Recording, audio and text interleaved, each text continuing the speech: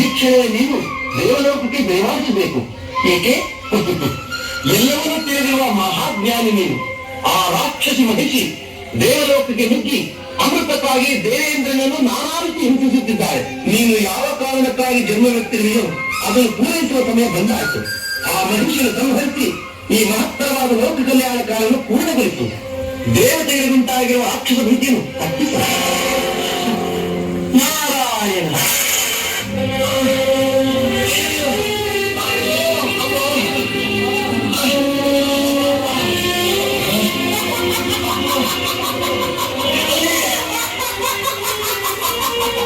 ಈಗ ನಾನು ನಿಮ್ಮನ್ನು ಬಂಧಿಸುವ ಈ ಮಾಯಾಸದಿಂದ ಬಿಡುಗಲು ಆ ಹರಿಹರ ಬ್ರಹ್ಮಾದಿಗಳನ್ನು ಸಾಧ್ಯವಿಲ್ಲ.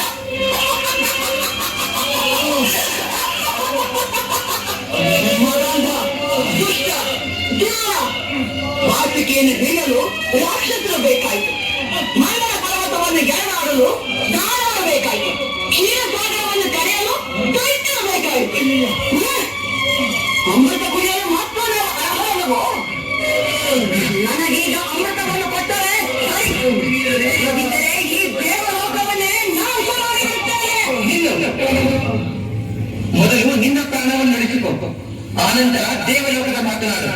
ಯಾರು ಮನೆಯಲ್ಲಿ ನಿಂತು ಈ ಮಹಿಷಿಯ ಪ್ರಾಣ ವಿಷಯ ಮಾತನಾಡುತ್ತಿರುವುದು? ಧೈರ್ಯವಿದ್ದರೆ ಎದುರಿಗೆ ಬಾ.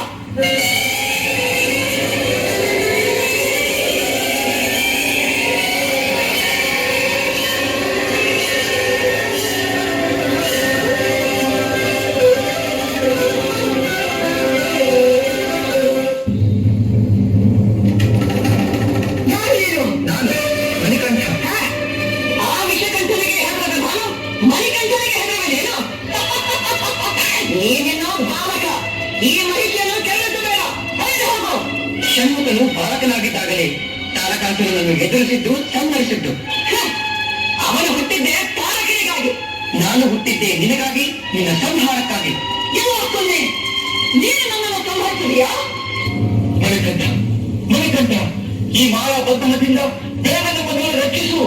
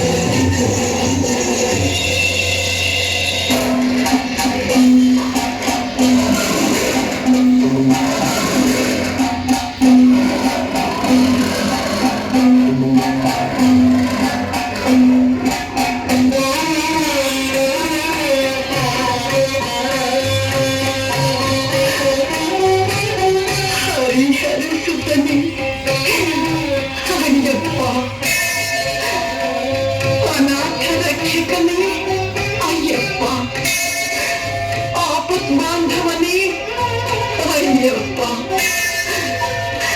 ಆಶ್ರಿತ ವತ್ಸಲನೆ ಅಯ್ಯಪ್ಪ ಸತ್ಯ ಸ್ವರೂಪನೇ ಅಯ್ಯಪ್ಪ ಕರುಣಾ ಸಾಗರನೇ ಅಯ್ಯಪ್ಪ ಅನ್ನದಾನ ಪ್ರಭುವೆ ಅಯ್ಯಪ್ಪ ಶಾಂತಮೂರ್ತಿಯೇ ಅಯ್ಯಪ್ಪ ದೀನರ ಬಂಧುವೆ ಅಯ್ಯಪ್ಪ ಲೋಕೋದ್ಧಾರಕನೇ ಅಯ್ಯಪ್ಪ ಕರುಣಾ ಸಾಗರನೇ ಅಯ್ಯಪ್ಪ ರಕ್ಷಿಸು ರಕ್ಷಿಸು ಎಷ್ಟೋ ವರ್ಷಗಳಿಂದ ನಿನ್ನ ಆಗಮನವನ್ನು ನಿರೀಕ್ಷಿಸುತ್ತಾ ತಪಗೈದೆ ಲೋಕೋದ್ಧಾರಕ್ಕಾಗಿ ಧರೆಗೆ ಬಂದ ಧರ್ಮ ಪ್ರಭುವೆ ನನ್ನನ್ನು ಉದ್ಧರಿಸು. ಶಬರಿ, ನಿನ್ನ ಇಷ್ಟ ಸಿದ್ಧಿಸಲಿ. ನೀನು ತಪಸ್ಸು ಮಾಡಿದ ಈ ಸ್ಥಳ ಇಂದಿನಿಂದ ಶಬರಿಮಲೆ ಎಂದೇ ಪ್ರಸಿದ್ಧಿಯಾಗುವುದು. ಅಷ್ಟು ಸಾಲದು ತಂದೆ.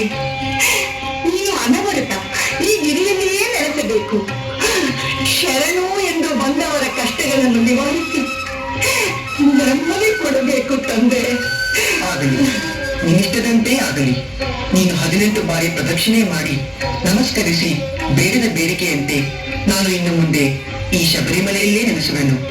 ನನ್ನ ಮಂದಿರಕ್ಕೆ 18 ಮೆಟ್ಟಿಲುಗಳಿದ್ದು ಅವು 18 ಸಿದ್ಧಿಗಳ ಸಂಕೇತವಾಗಿರುವವು. ಬರುವ ಭಕ್ತರು ಪ್ರತಿ ವರ್ಷವೂ ಒಂದೊಂದು ಸಿದ್ಧಿಯನ್ನು ಪಡೆಯುವರು.